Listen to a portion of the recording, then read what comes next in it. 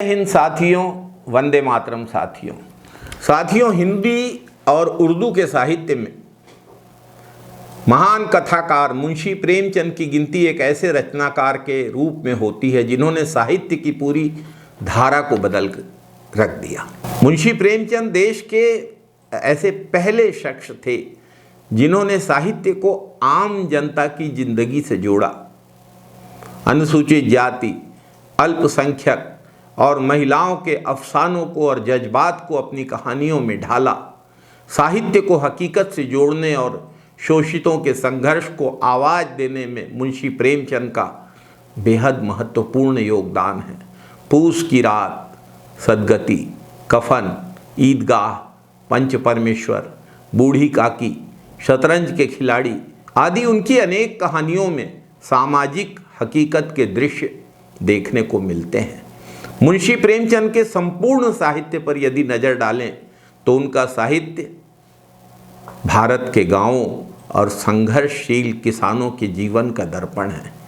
31 जुलाई 1880 को उत्तर प्रदेश के बनारस जिले के छोटे से गांव लमही में जन्मे मुंशी प्रेमचंद का सारा जीवन किसानों मजदूरों के बीच बीता। वे किसानों के साथ रहे, उनके हर सुख दुख में हिस्सेदारी की। जाहिर है जिस परिवेश में उनका जीवन यापन हुआ उसमें गांव, किसान खुद ब खुद उनकी चेतना का अमिट हिस्सा बनते चले गए। वरदान, सेवा सदन, रंगभूमि, प्रेमाश्रम और कर्म भूमि वगैरह उनके अनेक उपन्यासों की कहानी किसानों, खेतिहर मजदूरों की जिंदगी और उनके संघर्षों के इर्द गिर्द घूमती है। मुंशी प्रेमचंद ने सिर्फ उपन्यास ही नहीं, अपने कहानियों और लेखों में भी किसानों के सवाल उठाए। वे किसानों की सामाजिक आर्थिक मुक्ति के पक्षधर थे।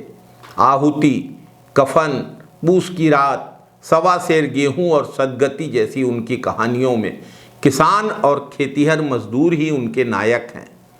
सामंतशाही व्यवस्था किस तरह से किसानों का शोषण करती है, यह उनकी कहानियों का केंद्रीय विचार है। मुंशी प्रेमचंद किसानों के साथ साथ अनुसूचित जाति, स्त्री मुक्ति, गरीबों के सवालों को भी साहित्य के केंद्र में लाए। पितृसत्तात्मक समाज में स्त्रियों के ऊपर कितनी सामाजिक बेड़ियां हैं, इसका भी मुंशी प्रेमचंद के साहित्य में जगह जगह जिक्र मिलता है।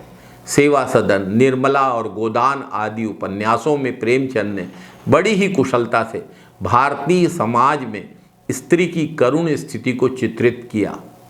मुंशी प्रेमचंद ने अपने साहित्य में वेश्यावृत्ति, बाल विवाह, बेमेल विवाह और दहेज प्रथा के खिलाफ आवाज़ उठाई और महिलाओं की शिक्षा एवं विधवा विवाह के पक्ष में भी लिखा। मुंशी प्रेमचंद के महिला किरदार अन्याय नहीं सहन करते, उसका तीखा प्रतिकार करते हैं। प्रेमचंद जी का युग हमारी गुलामी का दौर था, जब हम अंग्रेजों के साथ साथ स्थानीय जागीरदारों और सामंतों की दोहरी गुलामी झेल रहे थे। मुंशी प्रेमचंद दोनों को ही एक समान इंसानियत का दुश्मन समझते थे। मुंशी प्रेमचंद ने भारतीय समाज का गहन और व्यापक अध्ययन किया था। विश्व की प्रमुख घटनाओं और साहित्य से भी वे अछूते नहीं थे। साम्राज्यवाद, सामंतवाद, जातिवाद, सांप्रदायिकता को मुंशी प्रेमचंद इंसानियत का सबसे बड़ा दुश्मन समझते थे और ताउम्र वे इन बुरी प्रवृत्तियों के खिलाफ लिखते रहे।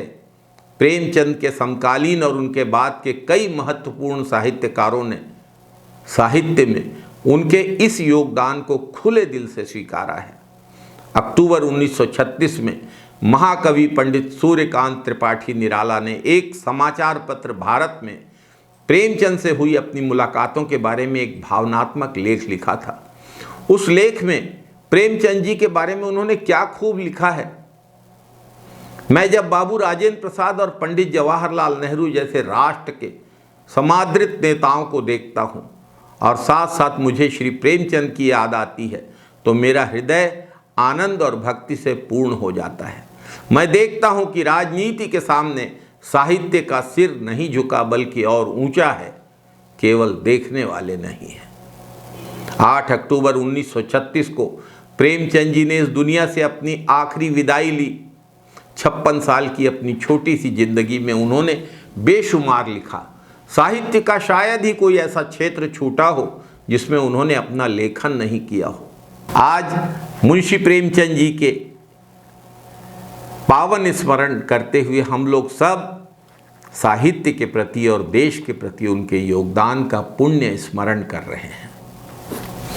जय हिंद साथियों, वंदे मातरम साथियों।